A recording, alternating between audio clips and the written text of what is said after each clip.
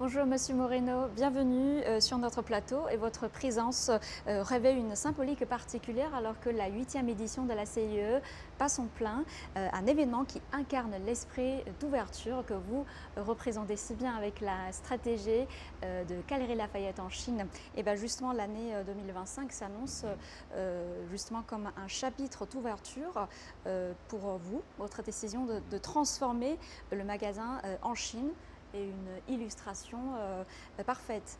Et donc, quelle nouvelle vision du marché chinois cette rénovation revêt-elle? Bonsoir et merci beaucoup de me recevoir aujourd'hui. Vraiment un vrai plaisir de vous retrouver à nouveau cette année. Il est vrai que le marché chinois s'est fondamentalement transformé cette année et pendant toute la période du Covid. On a vu plusieurs axes évoluer. Tout d'abord, cette volonté d'aller vers un apport beaucoup plus raisonné sur l'apport qualité-prix. Je pense notamment à cette nécessité de fonctionnalité à travers des marques d'athleisure comme Lululemon et Y-Active.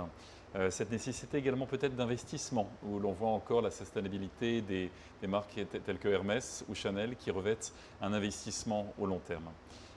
On a vu également une autre évolution à travers ce qu'on en appelle le comfort shopping.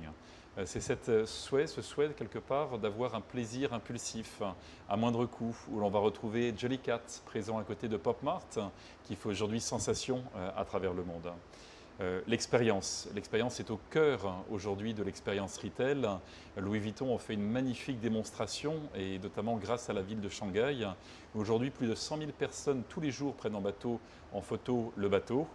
Aujourd'hui, environ 3 000 personnes rentrent voir l'exposition et 70 personnes ont la chance de pouvoir avoir une expérience gustative en haut de ce bateau. Et puis enfin, on parle de communauté et de santé. Certaines marques, On, Oka, Anta et quelques autres marques ont décidé d'organiser des marathons à travers les department stores, les shopping malls, ce qui permet d'avoir une expérience d'ouverture vers l'extérieur et de remettre la santé au cœur d'un processus de consommation. Donc finalement aujourd'hui ce marché nous l'abordons à travers non pas seulement la mode qui représentait 90% de notre mix produit, mais également à travers le F&B, la restauration, le gifting, home, donc les produits de la maison et également les cosmétiques. Un bien meilleur équilibre au travers différents piliers. Enfin, une tendance forte que l'on voit sur le marché de la mode est cette idée de personnalisation. La personnalisation que l'on voit à travers deux très belles réussites que sont Block à Hangzhou et Dongliang à Shenzhen, qui aujourd'hui réussissent à mettre en scène des marques fashion absolument extraordinaires dans un espace curaté avec les codes de chacune des marques. Et bien c'est pour ça que les Galeries Lafayette sont perçues comme un curateur de talent, de tendance Oui. et aussi un pont culturel. Et bien justement cette position de pont unique que vous amène à naviguer ou fusionner les deux univers esthétiques français et chinois. Et donc selon vous, quels sont les points de convergence de l'élégance française et l'esthétique chinoise? Oui. Alors quand on parle de culture, je vais rester très humble sur ma réponse. On trouve effectivement des grands points de convergence autour de l'élégance, de cet esprit au-delà de la forme. Je pense que nos deux pays bénéficient d'une histoire, d'une culture, d'un patrimoine absolument extraordinaire.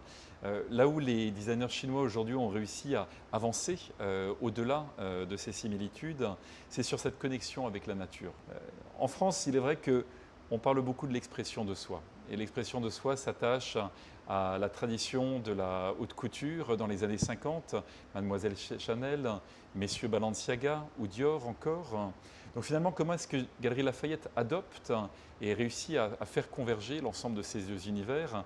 C'est en essayant de rééquilibrer à travers son mix marque sur l'ensemble de la zone de vente. Aujourd'hui, 70% de marques internationales, mais non plus 10% comme il y a 10 ans, mais 30% de marques chinoises. En parallèle de cela, nous avons décidé de gommer les frontières entre les marques françaises, internationales et les marques chinoises, en parlant beaucoup plus d'un univers esthétique dans lequel chacune des origines se trouve gommée et se retrouve autour de ces convergences.